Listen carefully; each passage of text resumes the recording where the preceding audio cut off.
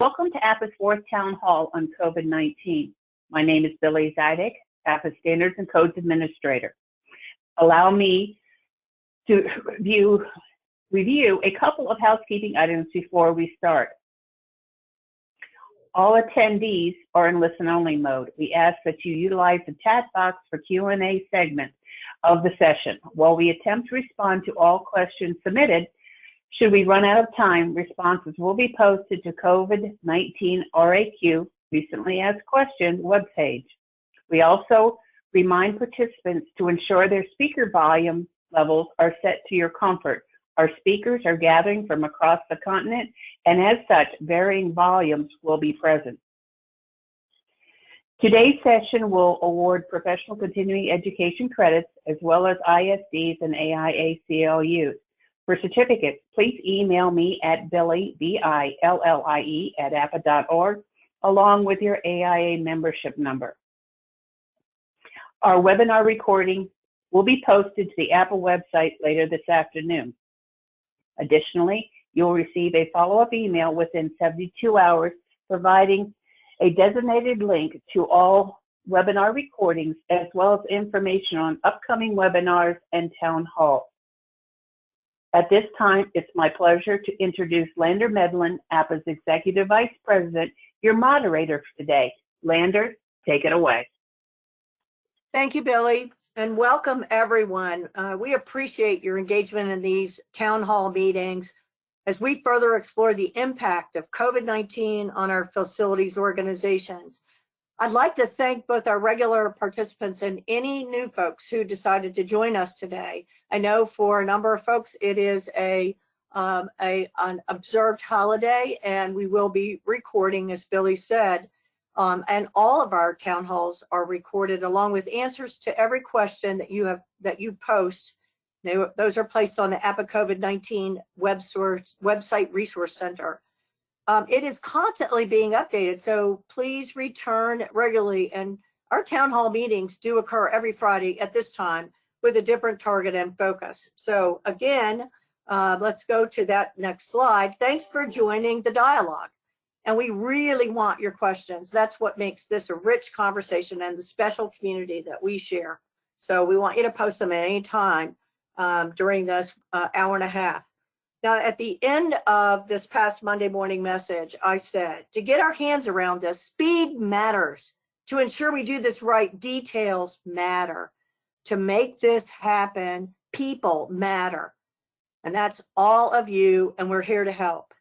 That leads me to the importance of our focus today on the impact of COVID-19 on human resources in educational facilities. This aligns beautifully with what I said at the last town hall when I closed it out, is ultimately it's all about the people.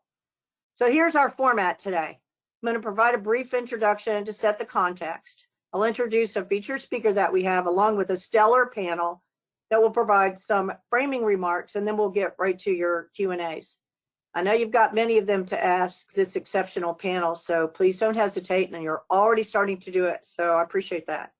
And then I'll conclude with some available resources and closing remarks. So as you know, I have opened each town hall with a compare and contrast of the coronavirus statistics. Yesterday, the date of April 9, the US marked 462,000 cases and 16,500 deaths alone. 1 week ago exactly, April 2nd, there were 242,000 cases, 5,850 deaths. On March 26th, there were 85,500 cases and 1,300 deaths.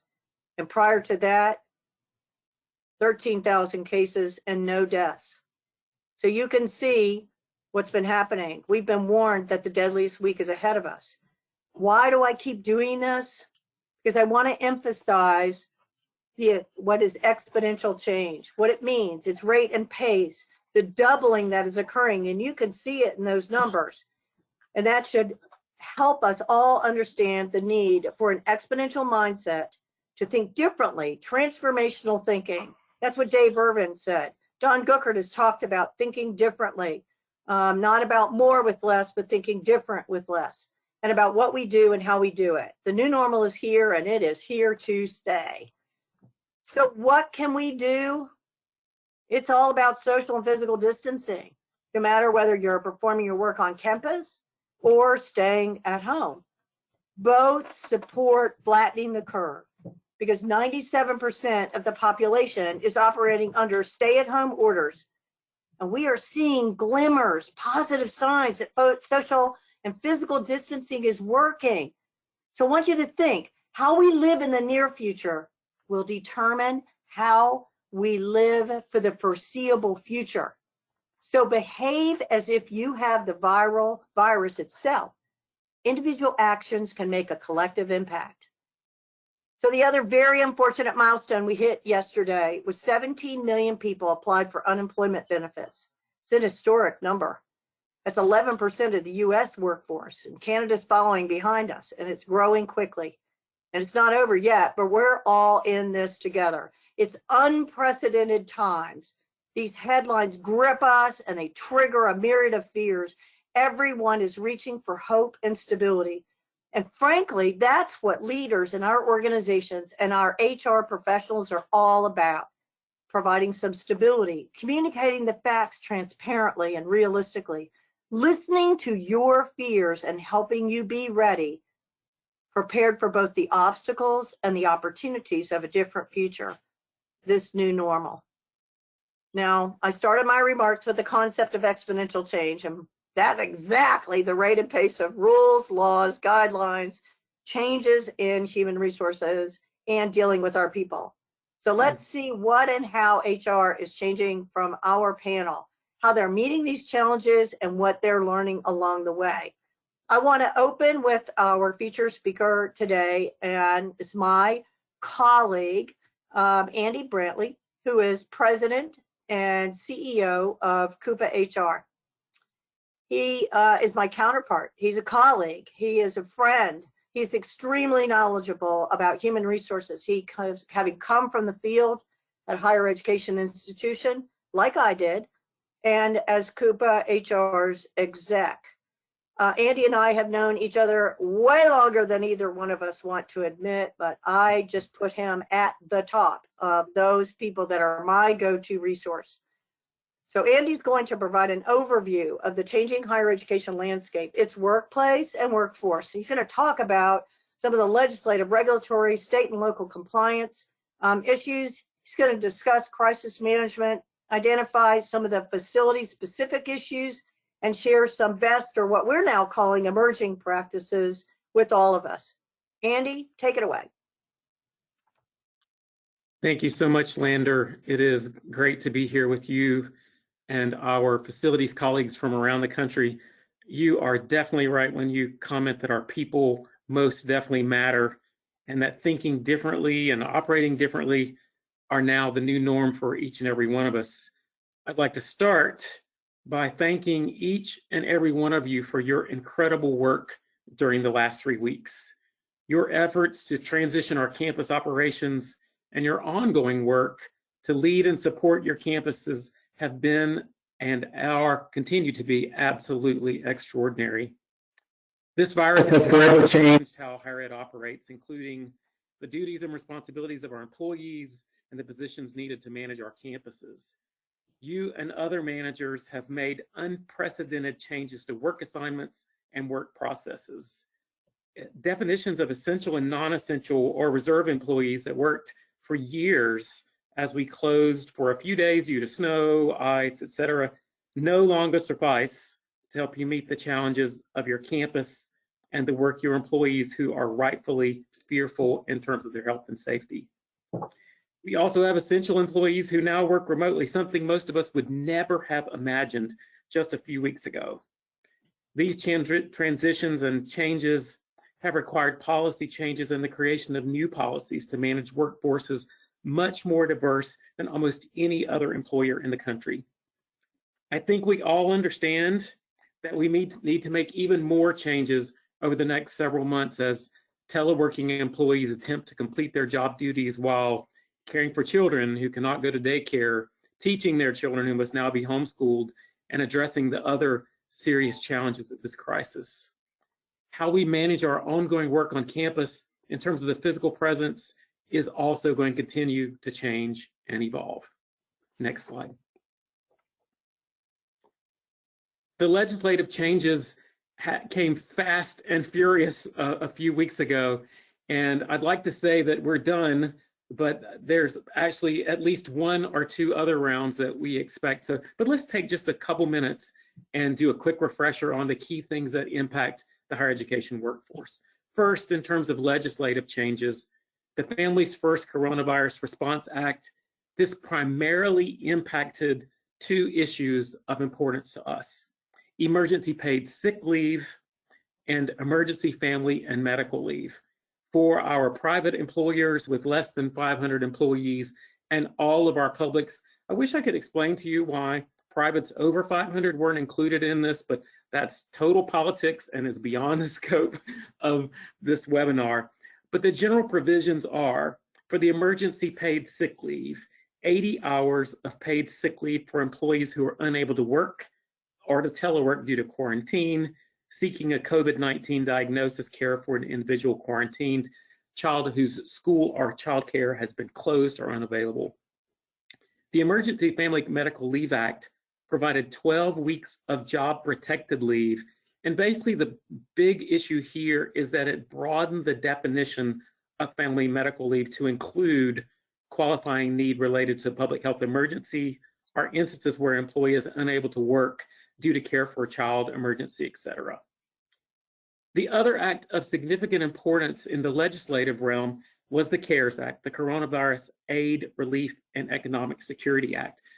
Lander mentioned unemployment earlier, and one of the things as we start to change our focus in terms of different operations to the potential that we're going to have to have reductions in force or furloughs or lay off some of our employees, the unemployment benefits also include an additional $600 per week through July 31st.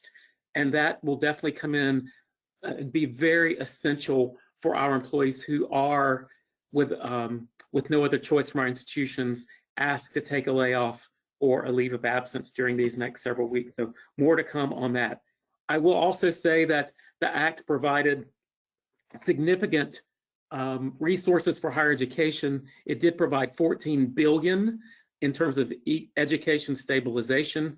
I will say that this is going to be helpful for our students and for our institutions, but it really is just a drop in the bucket. We're actually working now with the American Council on Education as they work with members of Congress on yet another stimulus bill. ACE estimates that students and institutions need as much as $47 billion to at least partially mitigate the damage done by the pandemic. So we expect for the House to move on this within the next 2 weeks. So stay tuned, and I know that you join me in hoping that more stimulus funds come to support higher education. With regard to regulatory compliance changes, there have been many changes in very short order on things like flexibility of I-9s, OSHA regulations, ADA, to name just a few. And couple that with the state and local compliance challenges that I know have also been something you've had to grapple with, declarations by government, state legislators, and other local officials that have impacted our institutions. I will tell you that on the Coupa HR website, if you go to www.coupahr.org, the primary slider on the website now takes you to our COVID-19 resources. One of those relates specifically to issues regarding leave. Another relates specifically to issues like unemployment, and also a very comprehensive list of questions and answers that we've gotten from the Department of Labor and other regulatory agencies in DC. So I encourage you to use those resources. Next slide. Many of you have been also involved on your crisis management teams for your institutions. I hope that you're documenting your decisions and the needed changes thus far, because we really do need to build from and learn from these.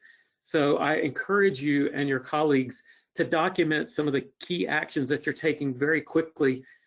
Heaven forbid we would ever need these again, but so that we'll be prepared just in case.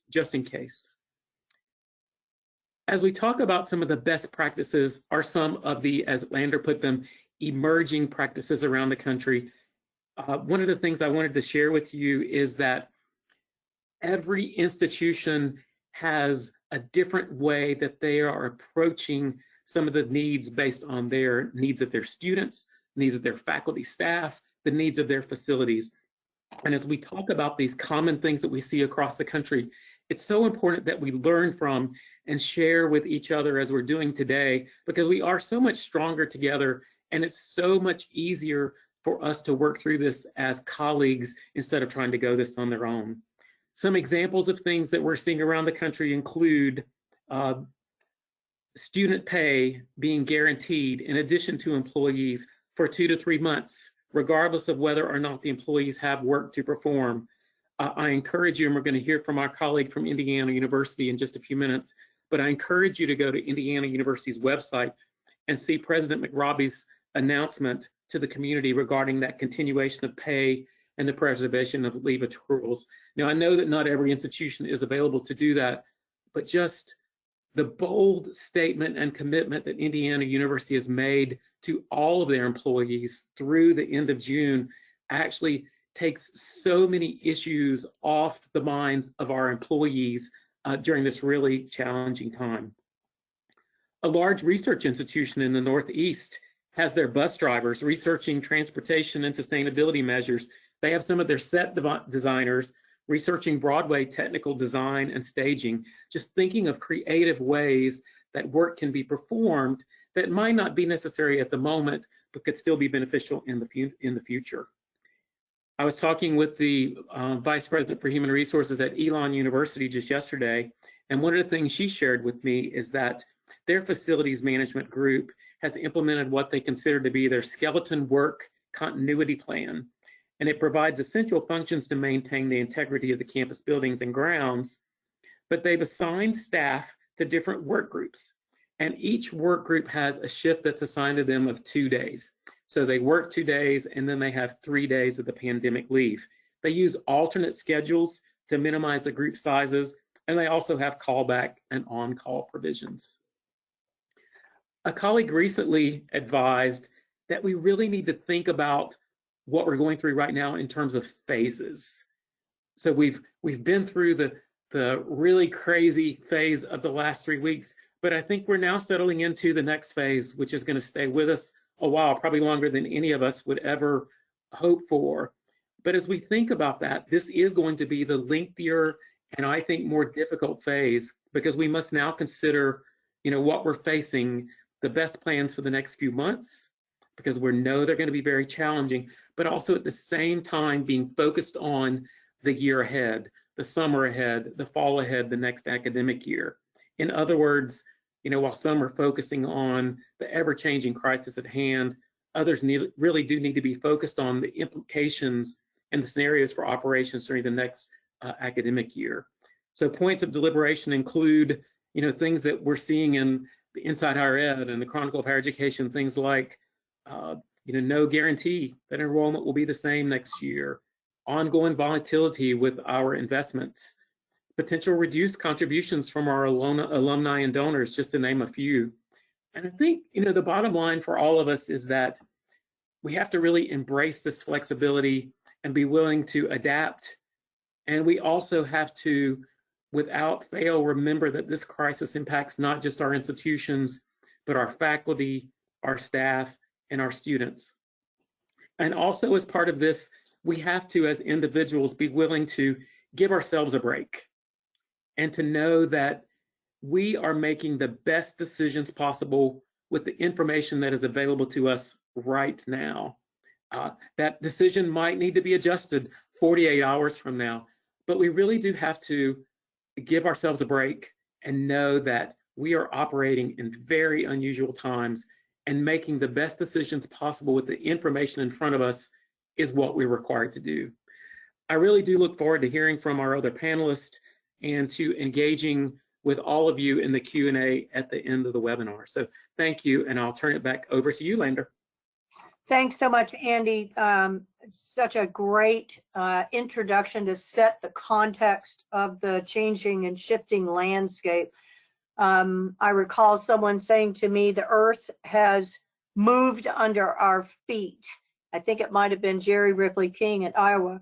And it truly has. And I know we're experiencing it as individuals, no matter where you are. And our staff need our best efforts. So this is really terrific that you've given us this kind of a view so that we can understand how we get into this and we sort out the kinds of emerging practices that we need to pay attention to, and how we need to look at this so much differently than any other crisis we have ever dealt with. So thank you so much. Now I'm going to go to Jenna Elmer. Jenna is the Director of Human Resources at the University of Arizona. Jenna is a colleague and a friend. She has an incredible background and much to share from her experience at the University of Arizona. I don't know if you know it or not, but she's written a chapter for APA's Body of Knowledge, the BOK we call it. She teaches at the APA U, which is our Institute for Facilities Management and Leadership Academy programs. She also is a qualified trainer for Supervisors Toolkit, a former PD committee member and on the RMA, Rocky Mountain Association Board, one of our regions. And interestingly enough, for this particular area, she is the Arizona State Chapter President for Coupa HR. So she's going to discuss managing and implementing these challenges. Boy, the need to give each other that space, Andy, that you just talked about. University of Arizona's definition of essential employees. Thinking about the loss of collaboration, I think Jenna is very interested in helping us understand. And communication damage control, that has a whole new meaning, doesn't it? Leave laws and what she's learning about people practices in facilities. So Jenna, let's hear what's happening on your end and how you're reflecting on the things that Andy has talked about. All right. Well, thank you very much for inviting me to be part of the panel. It's, as I said, I'm a little starstruck to be on here with Jamie and Andy and Lander. So, but I'd like to start, I think, just doing some personal reflection on how all of this has impacted me as a human and as a director and as part of facilities management, particularly with my emphasis in HR. I was honestly surprised by how anxious I became at the beginning of all of this. You know, my level of discomfort, and I couldn't really put my finger on what it was that was bothering me as much as it was bothering me. And then I was sitting with my boss, Chris Kopak, and said, you know, I'm in HR. I picked a degree and I picked a field where I could learn the body of knowledge and know the answers, and people could ask you questions and you would say, do this, or here's the law, or here's where to reference, or here's where to take notes. And I knew the answers. And we entered this pandemic phase, and I looked at him and I said, I am beyond frustrated, because it's not just that I don't know the answers right now, I don't even know what questions to be asking. So that was the first phase of my journey with all of this. And then I personally had a struggle of defining my own level of essential personnel, and physically, where did that locate me? You know, do I stay and show solidarity for the people who are boots on the ground and have to be there? Or do I work remotely to support the people who are on the ground by physically distancing myself from them? So it took me a week or two to really let go of the office and embrace as much as I can the remote office. So now we're several weeks in. We have a little bit of a new normal that's not at all normal, but I think each of us are starting to feel a level of normalcy in our day. And I think our university president said it last week, we are adjusting from sprint to marathon. Mm-hmm. And with that comes a little bit of a breath to start what Andy was talking about, phasing and planning. And this is longer than any of us thought initially. And so take a step back and really collect our thoughts and do some better planning around it.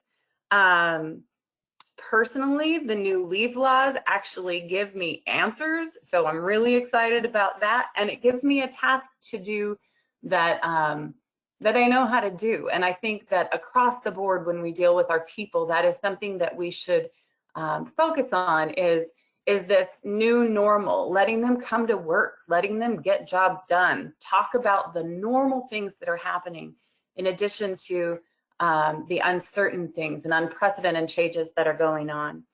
And I think we are witnessing, I was talking to our CHRO, Elena Rodriguez, about this presentation, and she had some great insights about the changing face of HR. So like I gave my example initially, you know, I know the question, I have the answers to your questions. I think HR is being asked to shift roles a little bit and be part of the people who are asking the questions. And we have to show, just like Andy had mentioned, we have to show ourselves or give ourselves permission to not know the answers. We are being asked to make quick decisions. And this is a time where we have to be willing to make mistakes, or be willing to learn from mistakes, or be willing to say, this is what I know right now, and this is my advice that I will give you based on what I know. I may change my mind tomorrow. Those are all realities that we're dealing with. So Elena this morning said, you know, we have to create a different comfort level with making mistakes, with not knowing the answers, with just asking the questions, and that being okay. And another thing I think we're all being asked, whether we're in human resources or leadership positions, we are being asked to really expand our level of trust. So in HR, we are asking our organizations and our people to really trust us. And we are having to extend a lot more trust than we've done in the past with our employees. So shifting gears a little, I want to share a couple things we've been doing here at the University of Arizona. When this all started, like Indiana, our university made a decision to offer very generous leave options to people, showing compassion and agility to make sure that people could be off campus if they needed to be. And we did a quick shift to telework. And so now we find ourselves in the phase where we are pulling back and trying to, I keep saying the job of my staff this week is to put that genie back in the bottle and get people on approved leaves of absence. But in HR, we like that, right? Because there's rules there and we can help you through these rules. And this form that you fill out, it helps us feel more normal. We worked a lot on essential staff, a lot on essential staff. And in what phases of a closure scenario do people need to be there? Who can work remotely? And that came in phases, right? So within FM, we, like many of you, I'm sure, don't have remote workers at all, even in our administrative staff. So trying to see what tools do they need? What do they have at home that they can use at home? What do we need to loan them? What technology do they need? So that was a lot of work for our IT group. And then as campus started to empty, it was what tasks do we have for our essential personnel, which was quickly filled because a lot of our other service units have a lot of staff who are student workers who didn't return from spring break. So there was a lot of work to do, and FM became the helper to many different organizations, Res Life, student unions, just helping do additional tasks to get the work that needed to get done, which then led to how are we paying these people who are stepping outside of their current roles to do new COVID related tasks like isolation cleaning or moving students out of their dorms, or moving companies pack up students' belongings to ship to them or to store for them. So a lot of different tasks, and we are still looking at how do those, what does a premium pay component look like?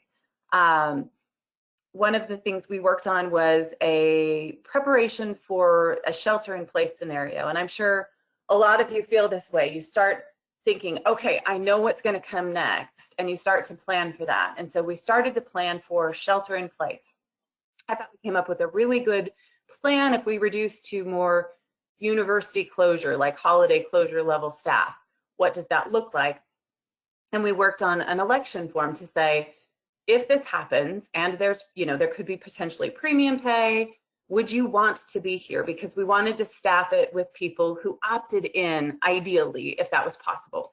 And so we got that rolled out, and then instead of a shelter in place, our governor issued a stay home order, which meant all of our staff are still working, but now we need to look at how do we do that. So I liked Andy's example from Elon.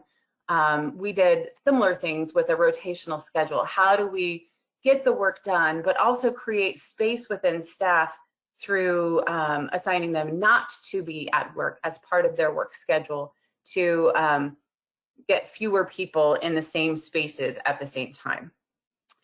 And then another thing that I wanted to look at with all of you is communication, because I think through this, communication is key. You want to make sure that we're giving enough messaging to staff to combat the daily barrage of scary information. Back to that point that I was making, that we want to feel normal. We are still cleaning buildings. We are still doing the essential work of FM, but we don't want to flood them with information. So at U of A, we do daily management meetings. We have a weekly meeting, a Zoom meeting that employees can call into, so that all employees can ask questions through the questioning session of Zoom, or they ask before the meeting, and we can, our AVP, Chris, can give them information.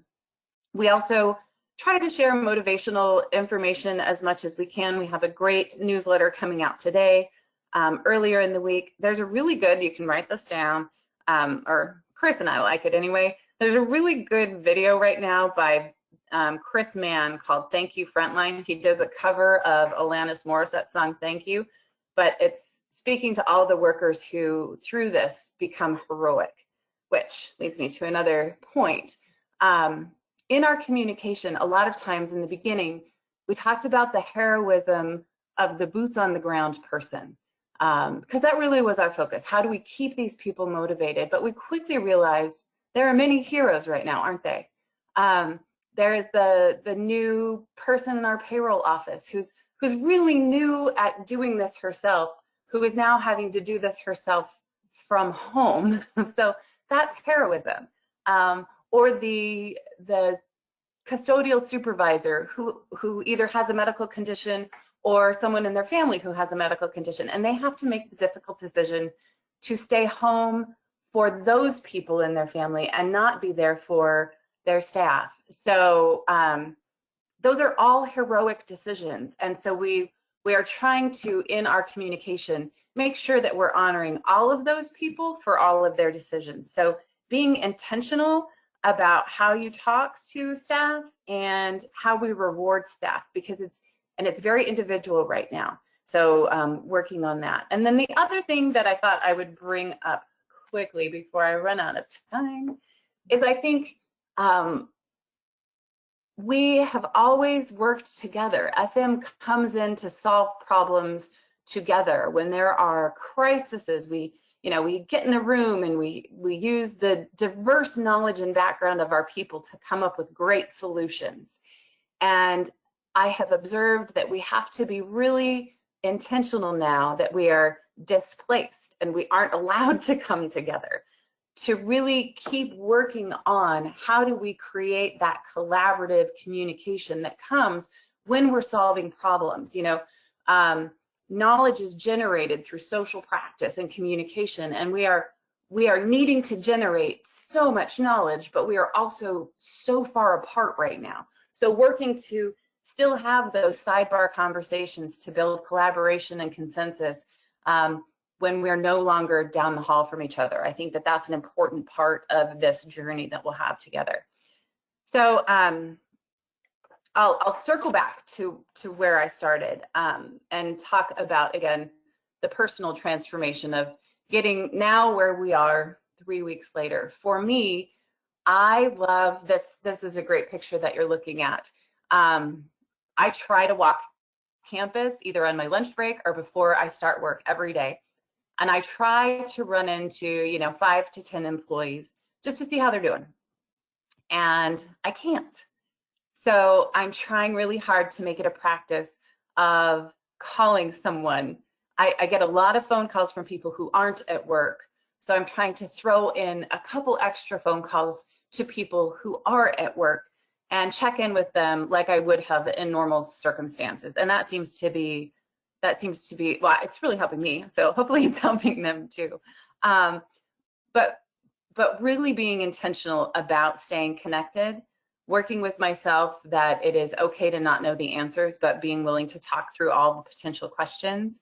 And then the other thing I think that all of us at U of A are doing well and continually try to do is play to our strengths. This is a time where we are going to see the best in people, and we're also going to see the cracks.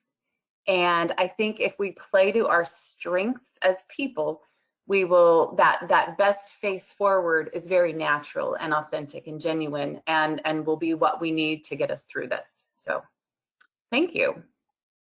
That's fantastic, Jenna. You really touched on so many interesting points that do get to what you're learning around the real people practices in facilities and this sense of loss. You know, I heard last night talking about people are grieving, and it's going to be more so when we start to come into recovery mode and out of reaction, and we've got, you know, so this sense of we got this, and then this sense of wow, you know, it's going to be very difficult, and I think you touched on so many really good things about the challenges and how you are doing that both personally in your role and professionally for the University of Arizona, and they are blessed to have you. So, Jamie, I want to go to you now, and then we'll get to Q&A after Jamie speaks to us. And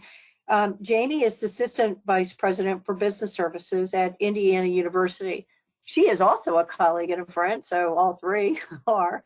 I've known for many years. And it goes back to meeting, I think, Jamie, at the EPIDU at the Institute. She now also teaches a course, and this particular course is on, we tapped her to teach a course on diversity, equity, and inclusion. I know, Andy, you will love that because it's such an important area, and we have not done the best job of this in facilities, and she really nailed it and is helping us think clearer about such an important topic. She's an amazing person as well. She has so much to share. Jamie's going to provide her vantage point on succession planning and continuity, motivation and reward, the right level of communication, how she's thinking about both the remote workforce and workforce rotations. And then she has some really interesting and nice points to talk about calming fear. She helped me do that earlier this week. And what she's learning around supporting and not judging at this moment in time. So Jamie, let's hear some of your framing remarks, and then we'll go to Q&A. And take your time. We're doing great. Okay. Sure. Thank you, Lander, for the opportunity to participate in this conversation.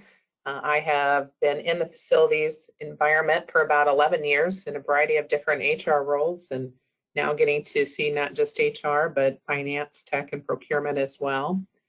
And really understanding, we call ourselves here in IU the support resources instead of business services, and recognizing the importance of support in this situation. And as this pandemic continues to grip our nation, it's not just a national fear or a national concern. This gets down to the heart and root of every person individually.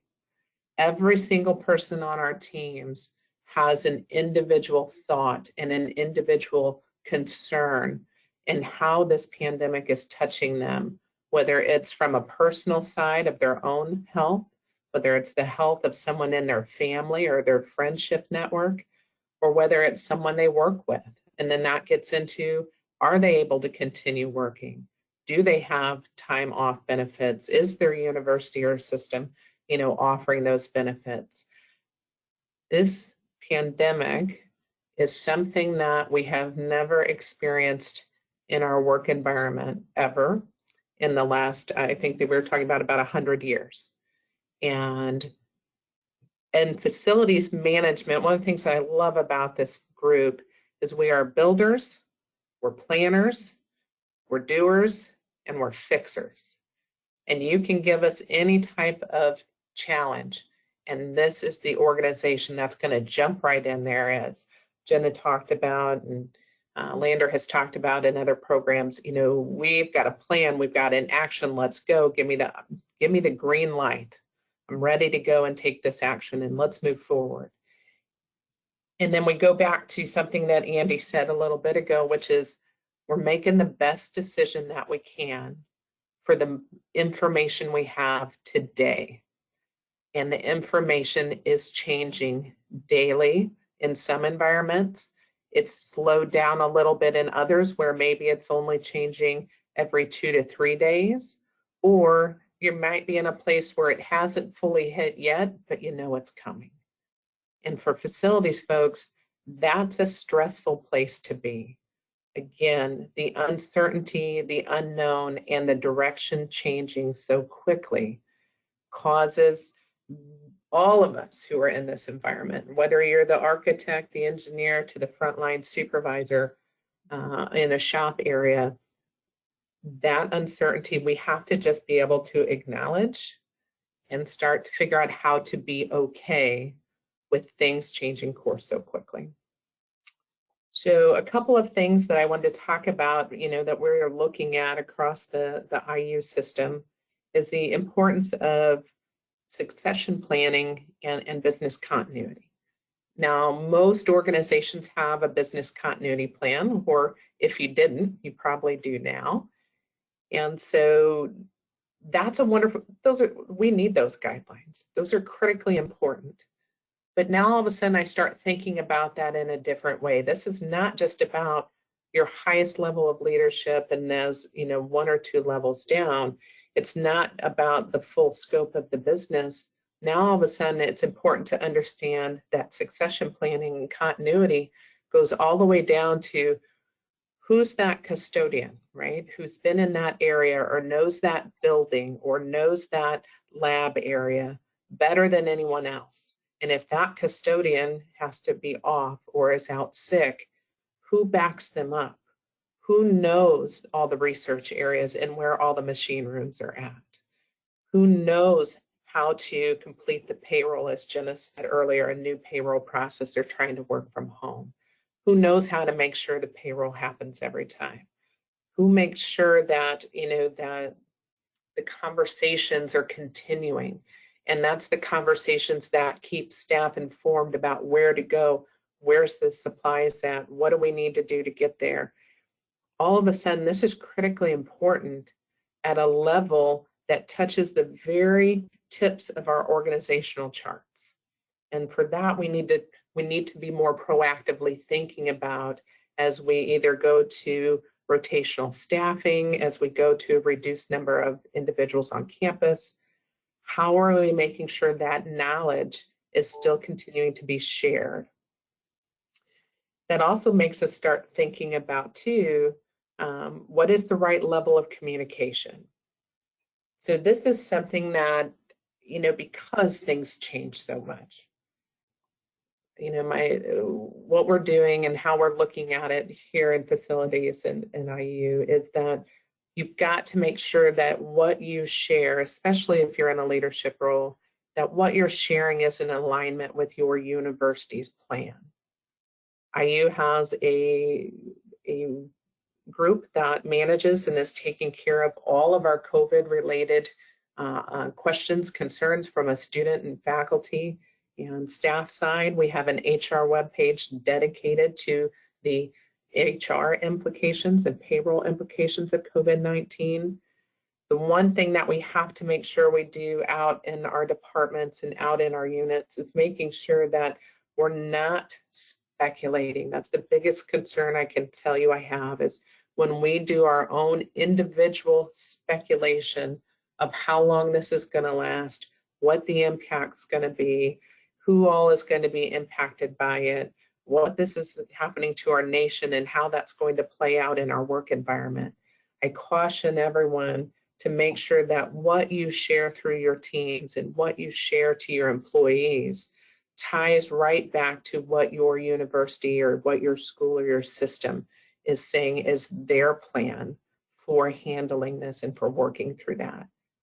And that also means making sure that you get that information into the hands, whether that's electronically or physically, into the hands of the staff, again, all the way down to the tips of the org chart.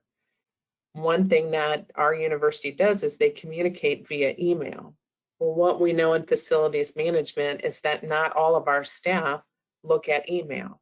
Some staff don't access a computer. Our custodians aren't on a computer during their work shifts. Our landscapers aren't on a computer during their work shifts.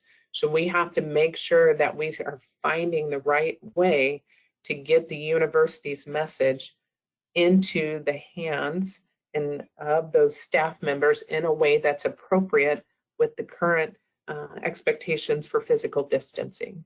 So I ask that we be thinking about that. This ties then to as well, what are we doing in regards to those challenges of, with the staff that we used to be very closely knit, they all clocked in together, they all sat together. Now they are either physically distanced, they're on reduced teams, or now they're teleworking. And we took a team that we did not telework in our facilities group for the most part, maybe a day or two here or there based on individual need. But now we have a good third to a half or more of our staff that are teleworking. And recognizing we've got great IT support, that part is okay, but what are the things that we need to let people know? Again, facilities folks, we are used to being there. When the rest of the university has to step away, that's when facilities folks jump in and we're there. Well, now we physically aren't there in some capacity. And so how do we help people understand there is going to be a difference in productivity? How do we help leadership understand there's going to be changes in productivity? How do we help leadership and staff understand it's a lot to balance what you're trying to manage in your home environment? If you have children you're taking care of, and if you have children you're trying to now teach, if you have additional family members, if there are individuals in your home who are sick or dealing with illness, and now you are physically there with them all the time. I have 3 children at home, and my husband also is teleworking full time. I can tell you their anxiety comes with that of, am I getting enough work done? Am I doing it in the right way? Am I managing to balance all of this appropriately?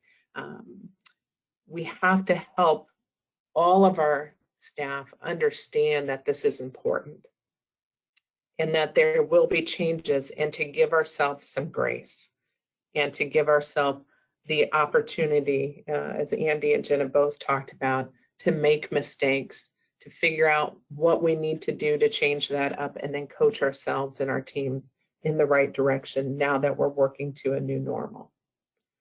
The importance of calming fears.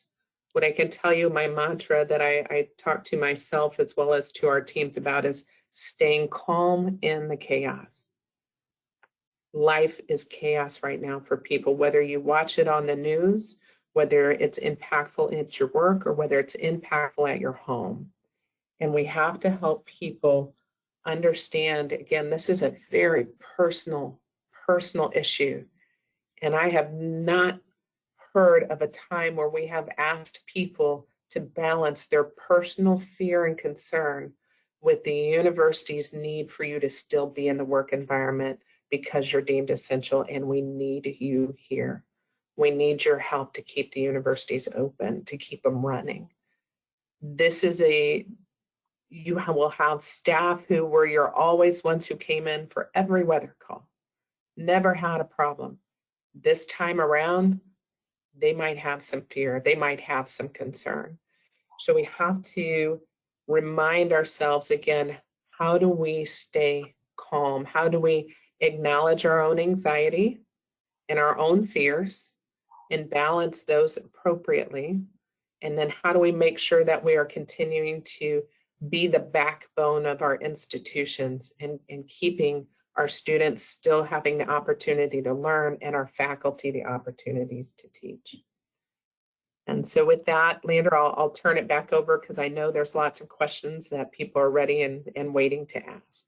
That's wonderful, Jamie. Thank you so much. Just hearing her voice calms me down. I mean, and that's a feat, as everyone knows. Calm in the chaos is so important, and that helps everyone's spirit around you. It is so fluid, and this change is so exponential. And I think it's super important. So we do have lots of questions, and we want to stress to you all, the four of us, that we are all trying to become experts together.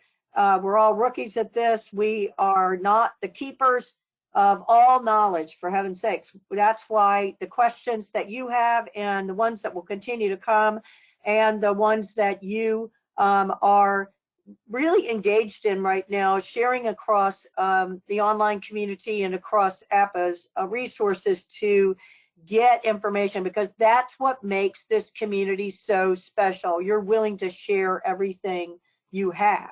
So let me go to the questions panel. I've got some really good questions here.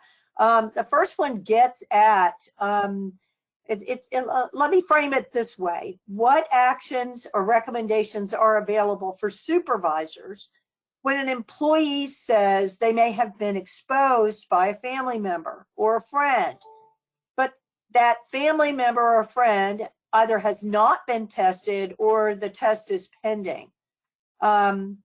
Can you help us think about and at least tell us what are you doing at your institution? And Jenna, I will start with you, and then I'll go to Jamie and back over to Andy on this, because I think this all three of you could touch on this. Jenna, what are you guys doing at University of Arizona? So this is a great example of having one answer 2 weeks ago and a different answer this week. So, in the initial stages, it was, if your girlfriend's dad's coworker's wife had it, we were like, stay home. And yesterday, I believe, CDC sent out new guidance on COVID and returning to work, and has answers. And I apologize, I don't have them in front of me, but there are CDC recommendations for essential workers who have been exposed to COVID, and what those recommendations are in terms of how long do they self-isolate, if they self-isolate. I know last week we were saying it had to be direct exposure, so we had dialed it back from my wife's coworker to it would need to be your wife is symptomatic. And now I think there's even additional guidance out there as of yesterday. That's excellent. And we, as staff, we will find that and make sure we get it updated. Jamie, do you want to add to that, or what do you think? Sure. The one thing I have to just keep pushing people back to is go back to every university system has a public safety or an environmental health and safety group. And whoever is managing the COVID response for your institution, it is critically important that you are going to get your guidance from them. We are located across the United States and beyond in areas where this is, the pandemic is impacting each of our institutions differently. I second Jenna in regards to the decision, or the answer I would have given you 2 weeks ago is different than the answer today. And because guidance changes weekly, daily right now, it is just important that you have to make sure you are providing the same guidance and direction that your university and your institution is. That's great. Thank you, Jamie. Andy, do you want to add more to that? No, I think that the comments thus far are right on point, and the CDC guidelines are part of what we've posted on our website. It really is, and of course, surrounding all of this is potential controversy. And there's some articles saying the CDC is now letting our employees go back to work and spread COVID, which is untrue. But I really do like Jamie's response that, working in close concert with your health and safety folks who should have not only a grasp of what these guidelines mean for your campus, but also any other state or local provisions that might be applicable. Excellent. That's great. And that really is the point of gathering these resources, having them in a go-to spot. And and I know Coop HR is doing the same thing, are updating those constantly to make sure that you have the right links and that you have the right information as it is updated. So I have a little bit different one here, and that's, has anyone started working on a COVID-19 work plan strategy? Now that's based on today's work and therefore how it will change. Andy, are you aware of folks doing that right now across the country? So related to that, as I mentioned earlier, thinking about this in phases, and for us, resources that we're actually sharing with the broader community next week focus on workforce planning. And that now that we've made this adjustment to the new normal, it really is important to think more broadly about workforce planning in the short term and the long term and what that means for different campuses. So, we mentioned earlier that most of our campuses have already made the decision with regard to the summer. So as you're putting workforce planning models in place, what does that mean for the summer that's different than right now? And being very intentional about what some of those things are. As we also said earlier, making the best decisions possible with the information available. And one of the things that we've emphasized through Coupa HR2 is that it really is sometimes okay to delay decisions on things like this, where we're talking about, the number of staff we need for the summer and things like that. Is that, when do we really need to make those decisions? Because as we also emphasize, it impacts people. That's exactly right. You were so right. And I like that you traveled back. I had hoped you would do that, to thinking in phases, because that's exactly what we have to lift our heads a little bit now. We have some plan, some ways in which we have reacted to this, and no one knows, and we're emerging from that and really need to now focus on that planning work. Jamie or Jenna, do you happen to have or know of any work plans? So people are asking about whether these might be a work plan template that folks might have. I don't know if any of the three of you may have something like that. Anyone? That's Jamie. I think it's one, in all honesty, when I hear a work plan template, there's like 45 different things that pop into my head as to what that potentially could be. And so what I would circle back to in regards to what Andy had spoken about is recognize what is the right level of workforce planning at which level within the organization, and know that each level is looking at this at a slightly different perspective. Right now, in talking about IU, we're still on campus essential until April 20th. Now, that may change after April 20th. We may extend that out. We may start talking about phasing back in. The best guidance that I have been given from my leader, Vice President Tom Morrison, is that we have to just keep looking at what we need in the appropriate increments of time. And right now, we know what do we need to get through the 20th? And then what's the next step for, are we going to be doing summer work? Are we going to be ramping staffing back up to do summer projects? Will we not have staff at full capacity at that point? And then what are those scenarios, but who's the right level supervisor, director, frontline manager? Where's the right level for each of those planning conversations to be occurring? And I think that's critically important right now, so that that level is focused on what the needs are for their shop, their area, and then that can roll back up into a much tighter knit conversation for the leadership to have. Got it. Jenna, you want to add, or you want me to move? I think they covered it really well. Excellent. And I agree with you. So add to this, because it sort of dovetails on it. Who's involved? Because you touched on this, Jamie, about these different time frames. Can someone's asking who's involved in the, and I'm going to put in quotation marks, return to work planning?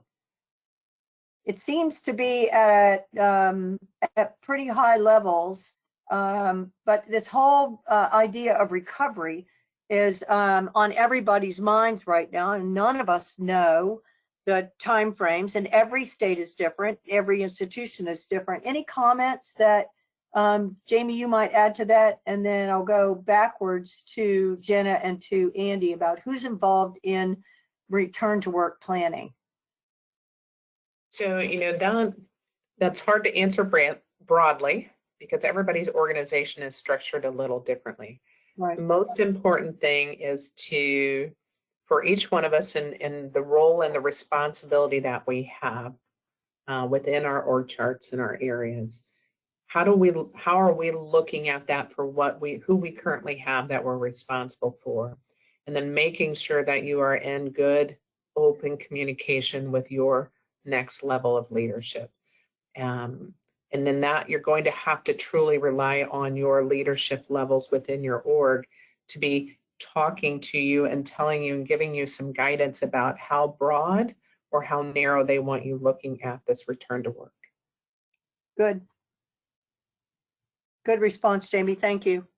Others, you have some ideas for folks? So this is Jenna. For me, I'm someone who likes to think in terms of cone of probability.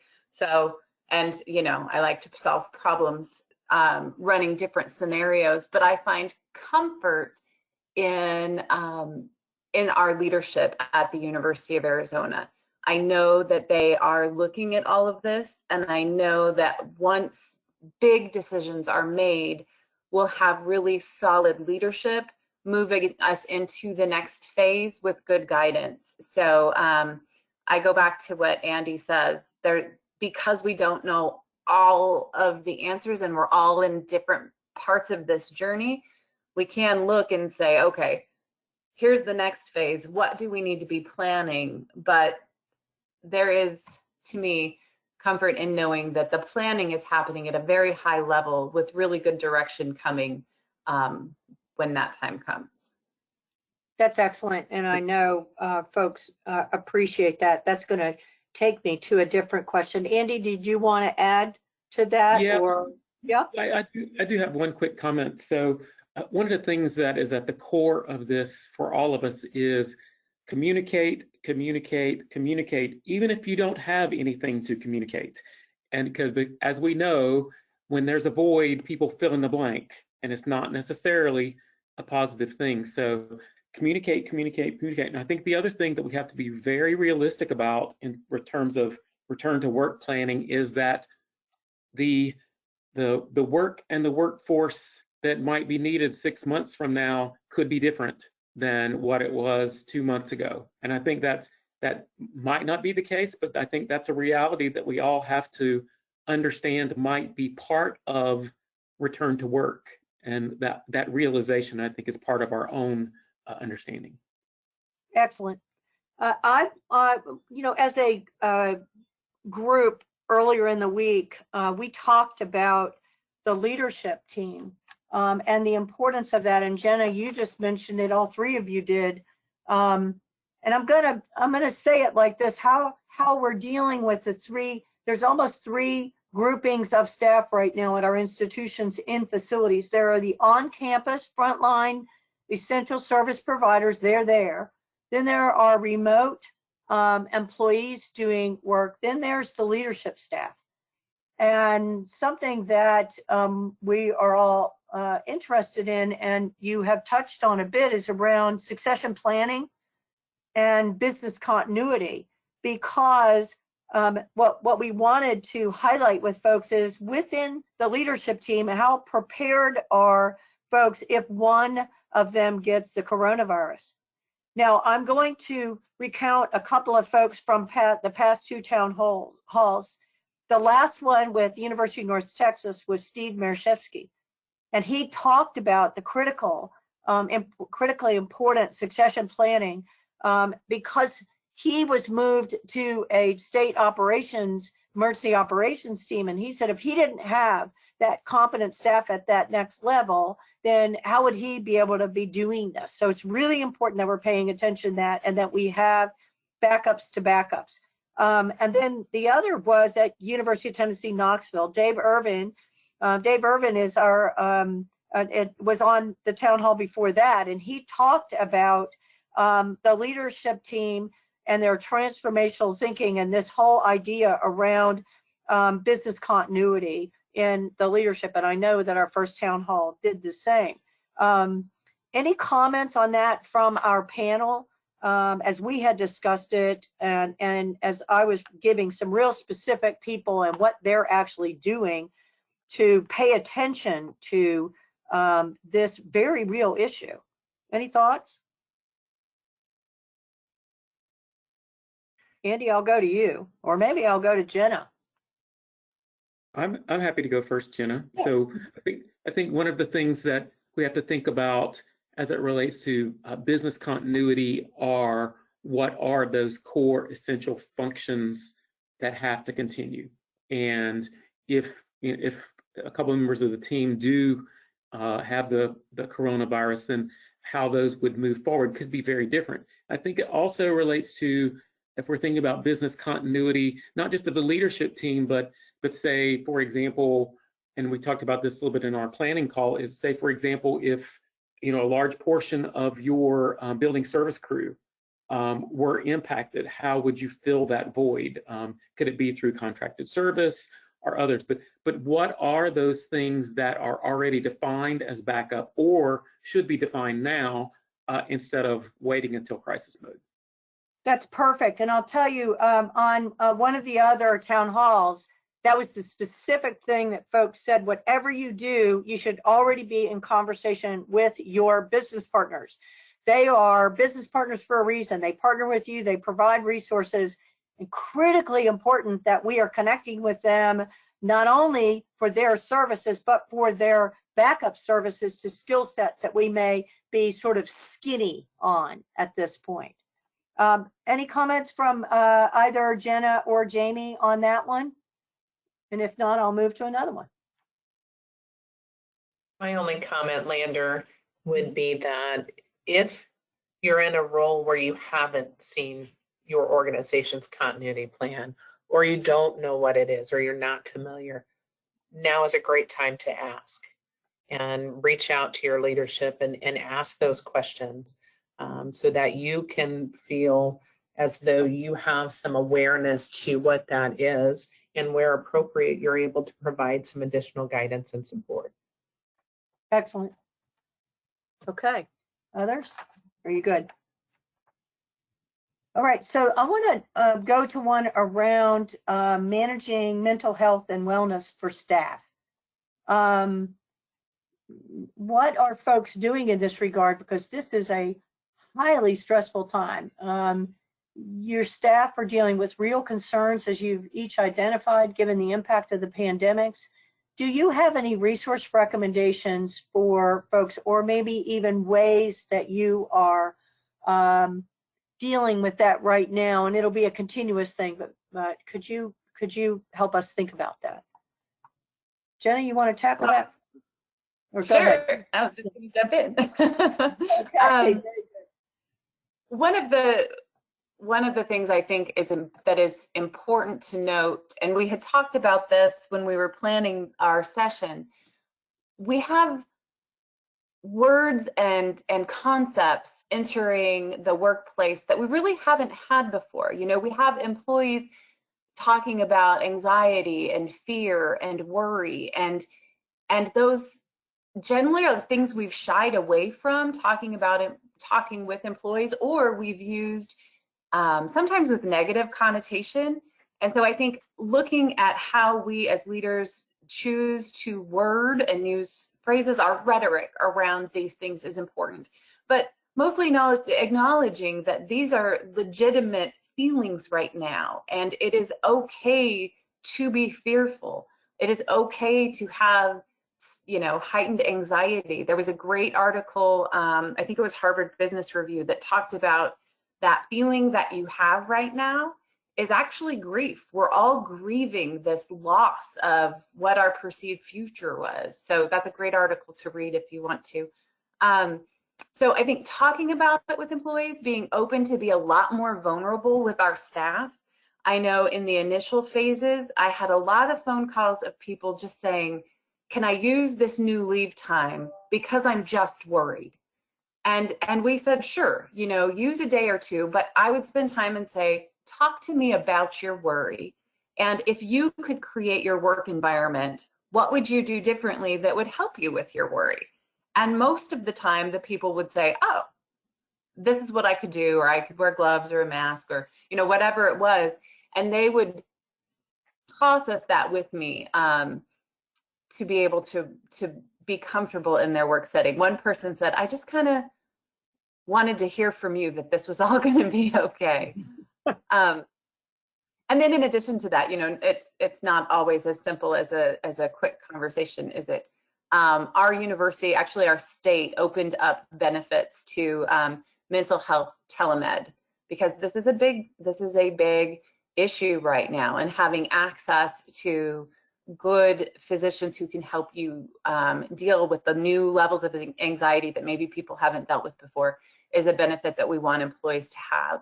I know our HR office through Life and Work Connections has counselors available through Zoom, and we have a lot of programming out of that office on dealing with the new stressors that are part of our new normal. Great, great. Andy, I think you've got some resources that you might want to either highlight or mention. Sure.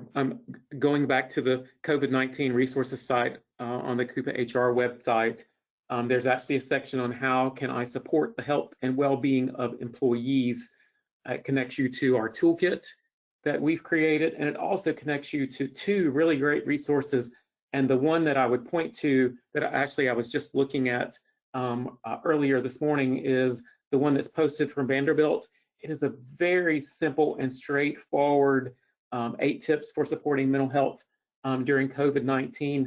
And we're going to continue to add resources here for you and the rest of the country, because this is such an important thing for us to be focused on in terms of our employee needs during this time. That's terrific. Okay, Jenna, I'm going to ask you what may or may not be a quick one here that someone specifically said, for your weekly calls at the University of Arizona, how do you manage non-English speaking employees? Do you have translation tools in place?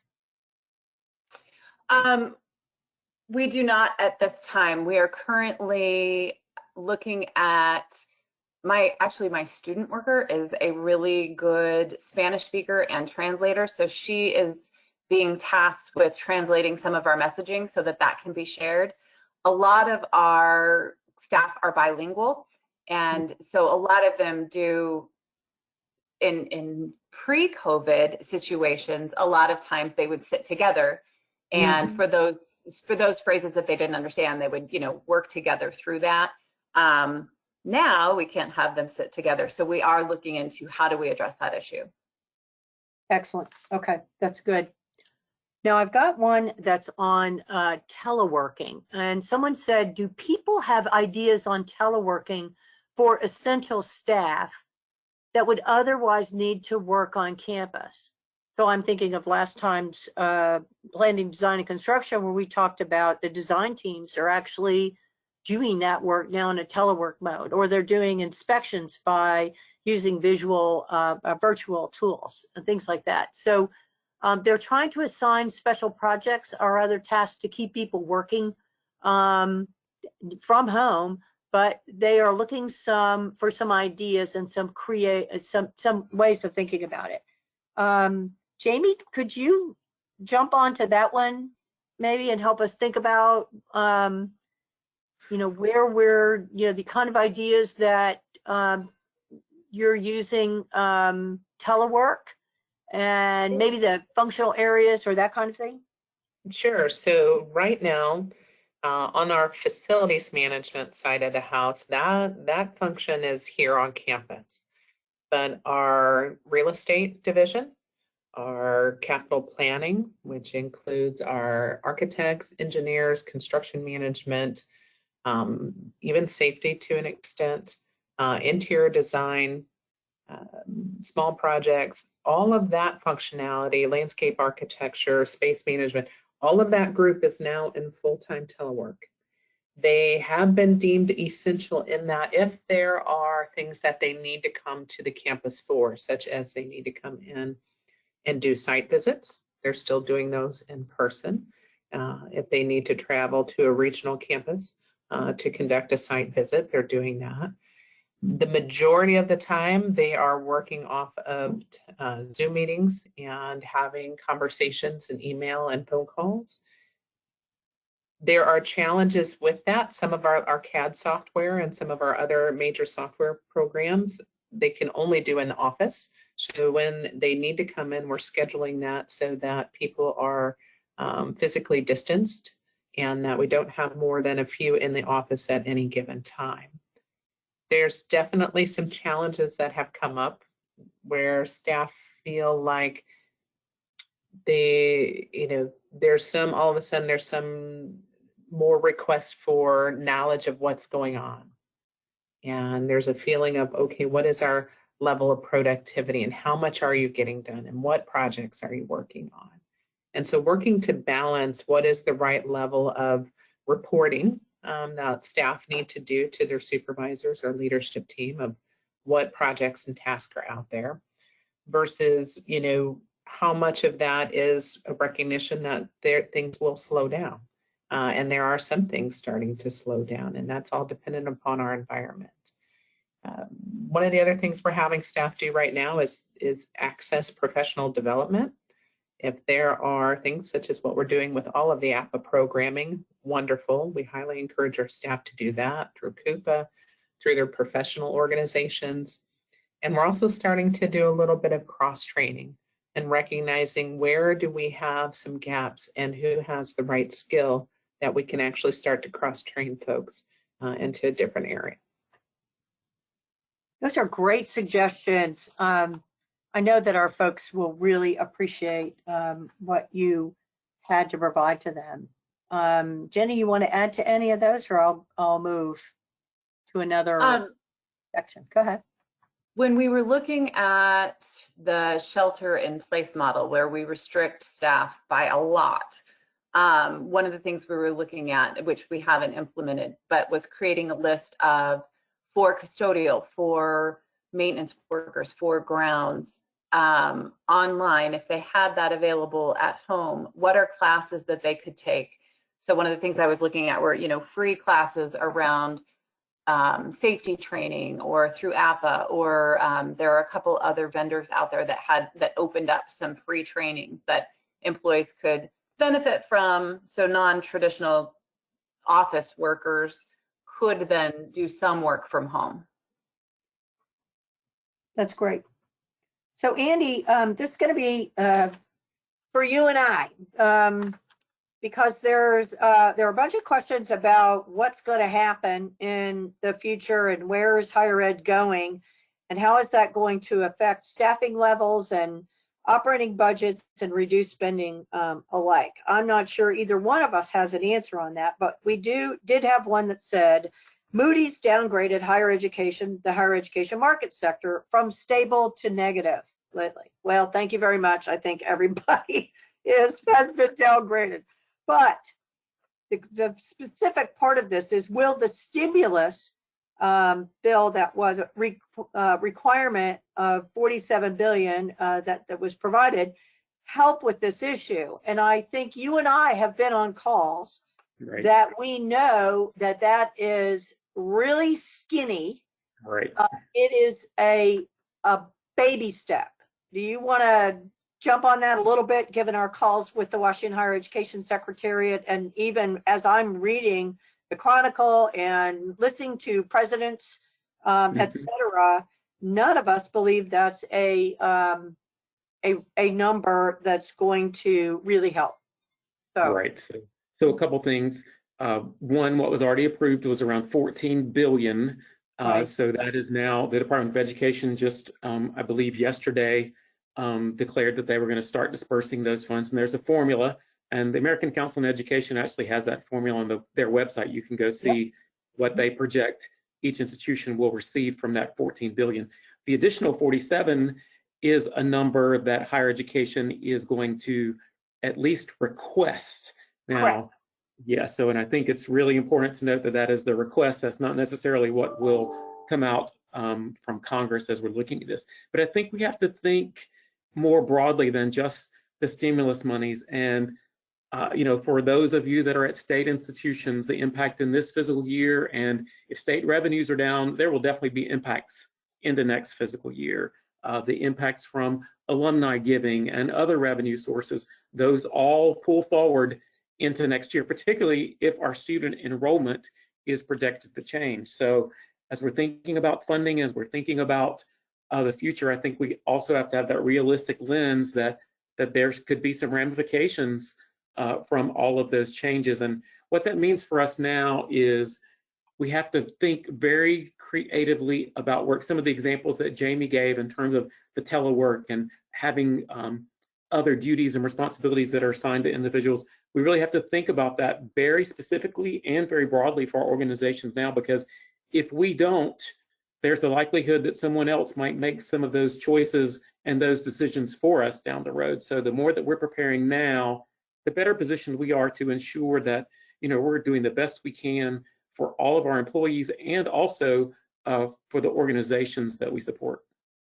That's great, because we definitely, that's one of the messages that continues to be a thread throughout all these town halls is start, and Jenny, you said it, dovetailing, all three of you have talked about business continuity, planning, scenarios, all of those, modeling, that was talked about in our first town hall. Start modeling different strategies so that you actually have some plans that you can put forth proactively to your senior leadership. That's going to be a critical point. Now, I also want to sort of plug 2 town halls from now, we will be talking about finance, and then we will be talking from the higher ed level and institutions with a representative and a person who's been in enrollment management, also from NACUBO, the National Association of College and University Business Officers, and we will have someone from CABO, the Canadian Association of University Business Officers. So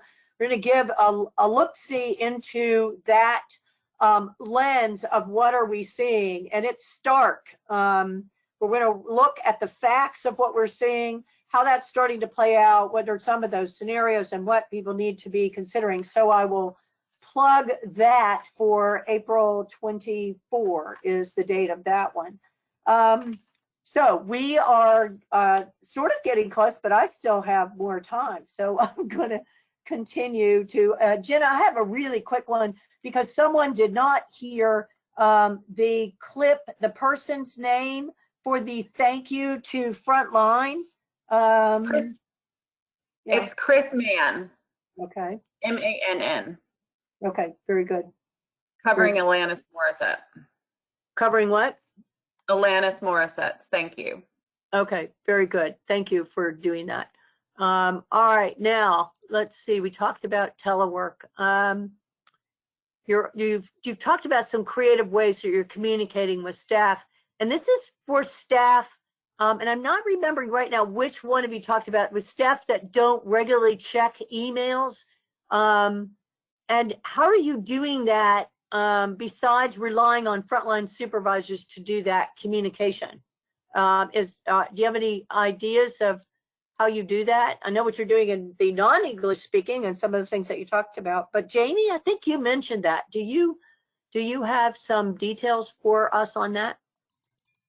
Sure, you know, you're going to have to look at how your organization is bringing people into the work environment right now, and if they still are, if they're remotely clocking in, or if they're clocking in a centralized location, how can you post messaging yet while spreading it out so that people aren't gathering in the same close vicinity?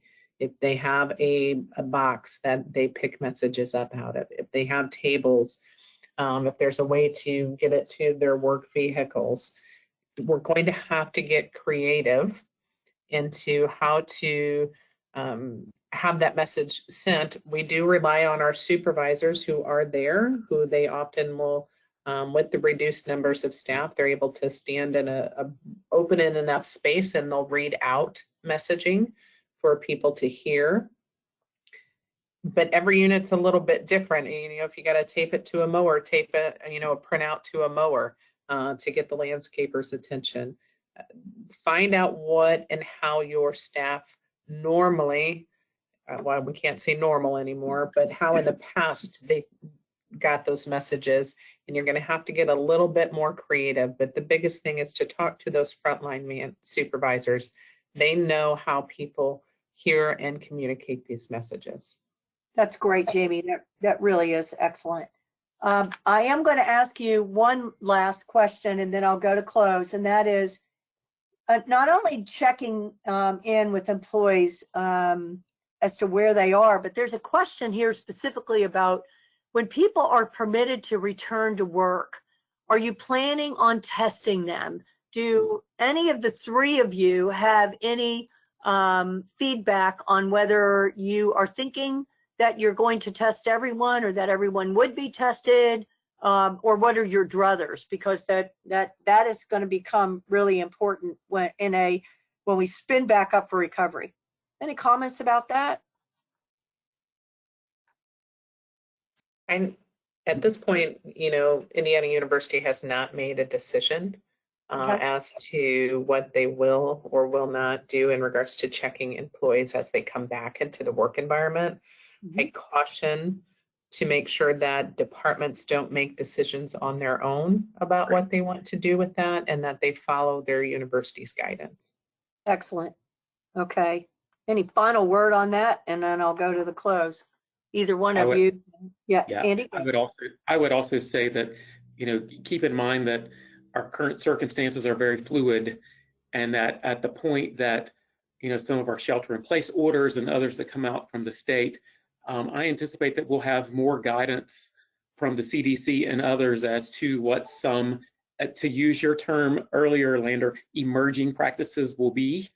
And before taking temperatures of employees and things like that, you need to be really careful about employee rights, and again, what your university policies are, but also the guidance from your state and others, including the CDC, as we start to reemerge from this. Yeah, that's a great point. The state, local health, as we learned from Dr. Huey, the CDC have guidelines. The state and local health departments, you should be joined at the hip with them, because they are the regulatory, they are the ones issuing the rules. So that's really terrific.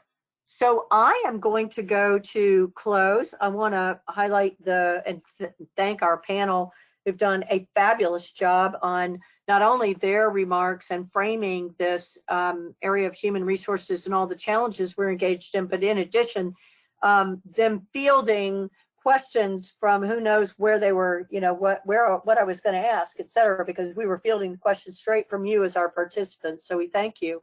I wanted to highlight the next slide that is a call for images. The images we're talking about are pictures of campus facilities and your work around COVID-19 and our new normal. We would like to get those on the website. We would like to get those up. We would like to show those across the top of the website so that people can see the kinds of things you're doing. And in this particular slide, you'll see the details of what we're looking for. So I won't go over that.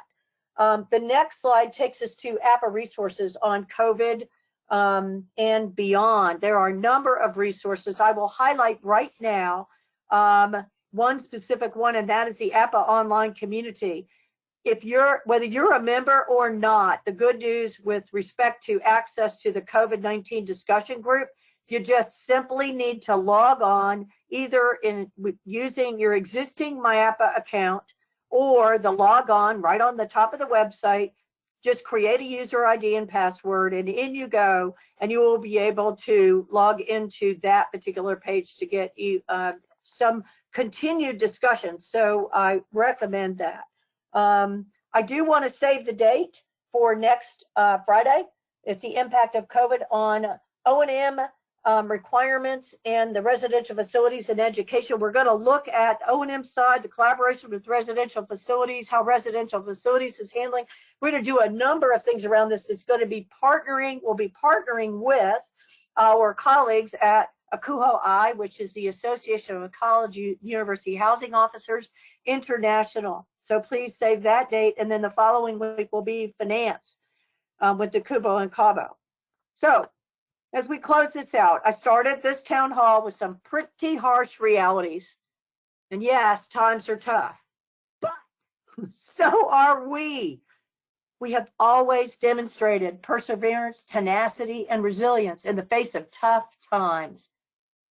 The current realities and circumstances have forced us to focus on what's going wrong rather than what's going right. So during these hardships, let's remember to celebrate the positive things in life, no matter how small. Times are weird. Let's get creative. Thank you, everyone, for joining us, and we hope to see you next week and thereafter. Please stay safe and stay well. Thanks, panel.